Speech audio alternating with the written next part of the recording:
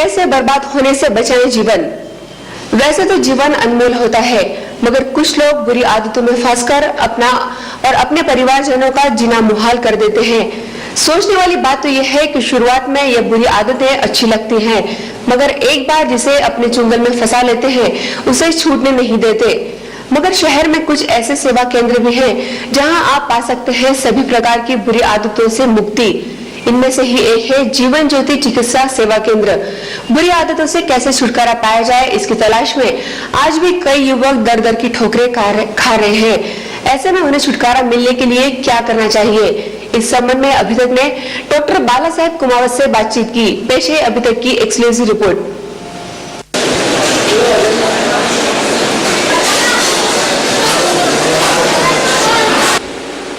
नशा यह आदमी का कितना स्तर गिरा देता है, इसके बारे में सभी परिचित हैं।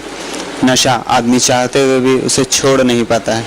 नशा न जाने कितने लोगों की जिंदगी बर्बाद कर दी है, न जाने कितने घर बर्बाद हो चुके हैं, न जाने कितने घर बर्बादी की कगार पे हैं। इन बर्बादियों को संभालने के लिए अगर कोई कदम बढ़ाता है तो हमें उसका स्वागत करना चाहिए। इस वक्त मैं मौजूद हूँ गोलानी मार्केट स्थित जीवन ज्योति व्यसन मुक्ति केंद्र पे, और इस वक्त हमारे साथ हैं डॉक्टर कुमावत। इनके पेशेंट्स, जिनके रिश्तेदार जो हैं, किन्हीं के बेटे हैं, किसके जवाई, किसी के पति, इन्होंने दारू छोड़ दी है डॉक्टर कुमावत की दवाई पर। आइए बातचीत करते हैं कि उनके साथ क्या गुजरी थी, सुनते हैं उनकी व्यथा उन्हीं की जुबानी। बातचीत करते हैं इनसे। आपको क्या तकलीफ थी? आपके यहाँ कौन दारू पीता था या नशा करता था? मुलगा पेत होता दारू। क्या तकलीफ थी आपको? आपको अशी तकलीफ होती की आम्हाला परेशान केलं तर पर नरडे दाबायचा, काही करायचा, घरातल्या लुस्कानी करायचा, वायरी धरायचा, अजून त्याच्यानंतर मुलाबाळांना त्रास द्यायचा। त्याचे मुली येतात दोन, त्यांना म्हणायचा फेकून द्या तिकडे खादानीत, त्यांचे नरडे दाबायला करायचा, बाहेर फेकायचा त्यांना, बायकोला मार झोड सगळं करायचं। अजून त्याच्यानंतर आम्हाला घरामध्ये माया साड्या नेल्या त्यांनी विकायला, बायकोला म्हणायचा निघून घाल मायाराला। खाना न कुछ न, दारू रात दिन पीना, लड़की को मार ठोक करना, हमेशा के लिए परेशानी। बच्चे लड़कियां 3 था, लड़का 1, पर इतने परेशान, पूरे घर बार वाले परेशान, सगे सहियों में इज्जत नहीं, कुछ नहीं। चलो अल्लाह के हुक्म से फिर ये लोगों ने बताया कि ऐसा ऐसा डॉक्टर साहब है, वहाँ पे तुम जाओ, वहाँ पे तुम जाओ। कि हमारे दिल ऐसा परेशान हो जाता था कि अल्लाह ताला हमारी ये परेशानी कब दूर करेगा। अल्लाह ने पैदा करा और ये अपने को हमेशा के लिए दुआ अपनी उनको लगते रहे, तो इनकी दवाई से, इनके जो भी कुछ कारोबार से हमको धीरे धीरे करके फर्क पड़ा। और हमारे दामाद अभी ऐसे हो जाए ले कि बिल्कुल सारे कारोबार उनके हाथ में बैठ न कुछ कर। उन्होंने ना हमको पैसों की तकलीफ दी है, उन्होंने ना हमारे से कोई फर्क रखे कि गरीब और अमीर का ऐसा फर्क ही नहीं रखे उन्होंने। आज भी कभी भी आएंगे तो खुश होके हमारे लिए उन्होंने जो भी कुछ आएंगे तो अच्छी बात पूछे होंगे। पास आते ना तो उनको पहले हम ये रास्ता बताते और हम खुद होके आते उनके साथ में कि चलो भाई हम तुमको रास्ता बताते और तुम ये करो, और ये करने से तुमको फायदा ही है। पर आपके हस्बैंड करते थे, तो आपको यहाँ का रास्ता किसने बताया? यहाँ का रास्ता अशरफ भी ने बताया। अशरफ भी ने? हाँ। तो क्या हालात थे तब और क्या हालात हैं अब? हमारे हालात ऐसे थे कि मैं काम करने जाती और मेरे छोटे छोटे बच्चे थे, तो काम करने के बाद आके भी हमको खाना ढंग से खाना नहीं देते थे वो, और बहुत ज़्यादा तकलीफ थी। शराब पी के आते थे, नालिया में पड़ते थे, कमाना धमाना सब था, लेकिन सब शराब में उड़ाते थे। वो दुनिया में है तो शायद वो दारू का नामो निशान मिटने को ही होना, और डॉक्टर है तो फिर कुछ फिक्र ही नहीं है। लोगों ने सही करने को होना, और आगे भी हम चाहेंगे कि कुमुद जैसा डॉक्टर है तो हम जितने पेशेंट हमारे पास आएंगे हम लाएंगे।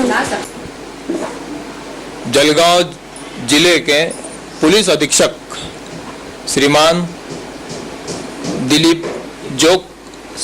दीपक जोग साहब, जिनका लेख था पेपर के अंदर में, जब मैंने सुना कि दीपक जोग साहब ने जब इतना बड़ा लेख लिखा है तो वाकई में कुछ हकीकत होना चाहिए, कुछ इसमें सच्चाई होना चाहिए। उनका ही एक शालक, ममेरा भाई था, शालक नहीं था, उनका ही ममेरा भाई जो बम्बई में स्थित है, उन्होंने ही उनके माध्यम से उनकी ओर भेजा गया। उन्होंने ये बताया कि आज जो मैं हूँ डॉक्टर बाला साहेब कुमावत की वजह से हूँ। मेरा सारा संसार उद्ध्वस्त हो चुका था, यहाँ तक कि मेरी नौकरी भी जा चुकी थी। मेरे पास पैसे नहीं थे। पैसे न होने के खातिर जो मेरा खून था खुद का, वो खुद का खून भी मैं बेच कर पैसा जमा कर शराब पीने पर तुला था। कि जद्दोजहद सवाल जवाब के सिलसिले के बाद इस वक्त हमारे साथ मौजूद हैं डॉक्टर बाला साहब कुमावत और जानकारी लेते हैं कुछ इनसे व्यसन मुक्ति केंद्र के बारे में। डॉक्टर साहब, सबसे पहले तो अभी तक में आपका स्वागत है। आप एक अच्छा कार्य कर रहे हैं समाज के लिए, देश के लिए, शहर के लिए। इसके लिए मैं सभी देशवासियों की ओर से और जलगांव वासियों की ओर से आपका धन्यवाद देता हूँ। और डॉक्टर साहब, सबसे पहले ये जानना चाहेंगे जलगांव की जनता, हमारे अभी तक के दर्शक, कि आपकी पद्धति क्या है, आप किस पद्धति से आपका इलाज करते हैं? हम जो मेडिसिन देते हैं और पेशेंट को हम नहीं बोलते कि आप शराब छोड़ो। जो पेशेंट हमारे तरफ आते हैं उनके हम जो मालूमात लेते हैं और एग्जामिनेशन करते हैं, उसके बाद उसके कॉन्स्टिट्यूशन पर हम ट्रीटमेंट करते हैं। ट्रीटमेंट करते हैं यानी उसको बोलते नहीं कि आप शराब छोड़ो। लेकिन जब वो 8 दिन के बाद, कभी 4 दिन के बाद फोन करता है, मेरी पहले दिन से शराब पीने की इच्छा नहीं है। वो क्या कोर्स कितने दिन का रहता है वो?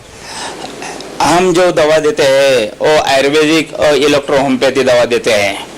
इलेक्ट्रो होम्योपैथी दवा जो होती है, जो पेशेंट खुद होकर आते हैं उसको बता कर दिया तो 1 महीना दवा देनी पड़ती है। ऐसे कुछ पेशेंट है कि उन्होंने हमारी दवा लेने के बाद 1 महीना ही ले वो पूरे अच्छे आज तक।